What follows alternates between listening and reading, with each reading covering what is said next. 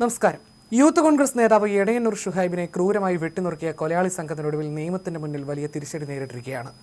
കേസിലെ മുഖ്യപ്രതി ആകാശ് തില്ലങ്കേരി ഉൾപ്പെടെയുള്ള സകല പ്രതികളുടെയും ജാമ്യം റദ്ദാക്കിയ കോടതി വിധി പുറത്തു വന്നതോടെ വീണ്ടും ഈ വിഷയം ചർച്ചാ കേന്ദ്രമാകുകയാണ്. കൊലപാതകത്തിന് ശേഷം പ്രതികൾക്ക് ഭരണകക്ഷിയുടെ പിൻബലത്തോടെ ലഭിച്ച സ്വീകാര്യതയും കേസ് അട്ടിമറിക്കാൻ മുൻ സർക്കാർ നടത്തിയ നീക്കങ്ങളും ഒടുവിൽ ജാമ്യം റദ്ദാക്കപ്പെട്ടതുവരെയുള്ള സംഭവ വികാസങ്ങളും കോൺഗ്രസ് നേതൃത്വവും സൈബർ വിങ്ങും വലിയ വിജയമായിട്ടാണ് ഉയർത്തിക്കാട്ടുന്നത്. ഷുഹൈബ് വധക്കേസിലെ മുഴുവൻ പ്രതികളുടെയും ജാമ്യം റദ്ദാക്കിയ കോടതി വിധിയെ ആവേശത്തോടെയാണ് യൂത്ത് കോൺഗ്രസും കോൺഗ്രസ് സൈബർ ടീമും വരവേൽക്കുന്നത്. ഒരാളെ വെട്ടിനുറുക്കി കൊലപ്പെടുത്തിയ ശേഷം സോഷ്യൽ മീഡിയയിൽ കൊലയാളികൾ ഹീറോ പരിവേഷം നേടുന്നത് മലയാളി സമൂഹം അത്ഭുതത്തോടെയാണ് നോക്കി നിന്നത്.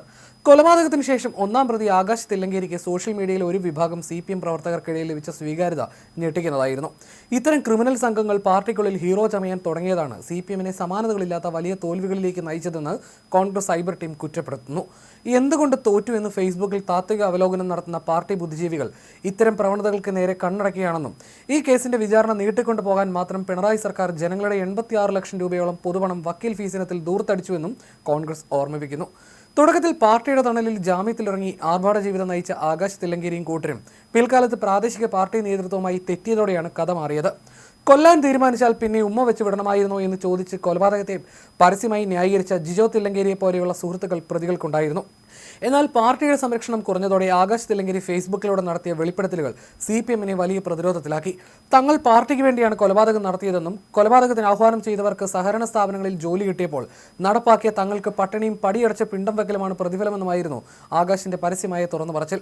ഡമ്മി പ്രതികളെ നൽകി കേസ് ഒതുക്കാമെന്ന് പാർട്ടി ഉറപ്പ് നൽകിയിരുന്നതായും പ്രതികൾ വെളിപ്പെടുത്തിയിരുന്നു. ഈ പരസ്യ വെല്ലുവിളികളും ക്രിമിനൽ പശ്ചാത്തലവും തന്നെയാണ് ഇപ്പോൾ പ്രതികളുടെ ജാമ്യം റദ്ദാക്കുന്നതിലേക്ക് കാര്യങ്ങൾ എത്തിച്ചത്. 2018 ഫെബ്രുവരി 12 രാത്രി 10:50 കേരളത്തെ നടുക്കിയ ആ ക്രൂരത അരങ്ങേറിയത്. മട്ടന്നൂർ തെരുവിലെ തട്ടുകടയിൽ സുഹൃത്തുക്കളായ ഫർസീൻ, റിയാസ്, നൌഷാദ് എന്നിവർക്കൊപ്പം ചായ കുടിച്ചുകൊണ്ടിരിക്കുകയായിരുന്നു യൂത്ത് കോൺഗ്രസ് ബ്ലോക്ക് സെക്രട്ടറി ആയിരുന്ന ഷുഹൈബ്. ഒരു കാറ് പതിയെ കൊണ്ട് വന്ന് ചവിട്ടി നിർത്തിയപ്പോഴേ ഷുഹൈബ് അപകടം മണത്തു.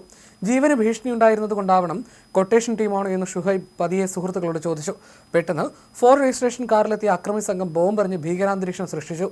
തുടർന്ന് വാളുകളുമായി ഷുഹൈബിനെ വളഞ്ഞു. നിലത്തിരുന്ന് ഇറച്ചി വെട്ടുന്നത് പോലെയാണ് അക്രമികൾ ഷുഹൈബിനെ വെട്ടിപ്പരിക്കേൽപ്പിച്ചതെന്ന് ഒപ്പമുണ്ടായിരുന്ന സുഹൃത്തുക്കൾ സാക്ഷ്യപ്പെടുത്തുന്നു. രണ്ടുപേർ ചേർന്ന് നിരവധി തവണയാണ് കാലുകളിൽ വെട്ടിയത്. ഒരാൾ ഇരുന്നും രണ്ടാമൻ കുനിഞ്ഞു നിന്നും വെട്ടുകയായിരുന്നു. ബെഞ്ച് കൊണ്ട് തടയാൻ ശ്രമിച്ചതിനാലാണ് അരയ്ക്ക് മുകളിലേക്ക് വെട്ടേൽക്കാതിരുന്നത്. തടയാൻ ചെന്ന സുഹൃത്ത് നൌഷാദിനും വെട്ടേറ്റു. നാട്ടുകാർ ഓടിയെത്തിയപ്പോഴേക്കും വീണ്ടും ബോംബെറിഞ്ഞ് ഭീതി പരത്തി സംഘം മട്ടന്നൂർ ഭാഗത്തേക്ക് കടന്നു കളയുകയായിരുന്നു. ആശുപത്രിയിൽ എത്തിക്കുന്നതിന് മുൻപ് തന്നെ ചോര വാർന്ന് ഷുഹൈബ് മരണത്തിന് കീഴടങ്ങി. ഫെബ്രുവരി 13 എടയന്നൂർ സ്കൂളിലെ തർക്കമാണ് കൊലപാതകത്തിന് കാരണമെന്ന് പോലീസ് കണ്ടെത്തുന്നു. കൊലപാതകത്തിൽ പങ്കില്ലെന്ന് അന്നത്തെ CPM ജില്ലാ സെക്രട്ടറി ആയിരുന്ന P. ജയരാജൻ ന്യായീകരിക്കുന്നു.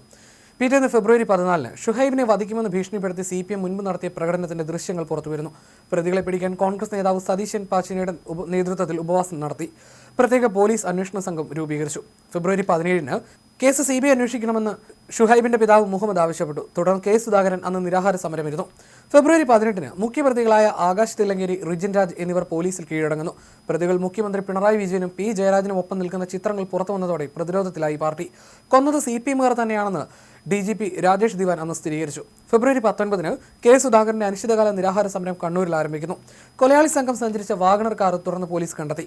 ഫെബ്രുവരി 22 കേസ് CBIക്ക് വിടണമെന്ന് ആവശ്യപ്പെട്ട് ഷുഹൈബിന്റെ മാതാപിതാക്കൾ മുഖ്യമന്ത്രിക്ക് കത്ത് നൽകുന്നു. തുടർന്ന് ഫെബ്രുവരി 24 മുതൽ മാർച്ച് 5 വരെ നടന്ന സംഭവങ്ങൾ ഇങ്ങനെയാണ്.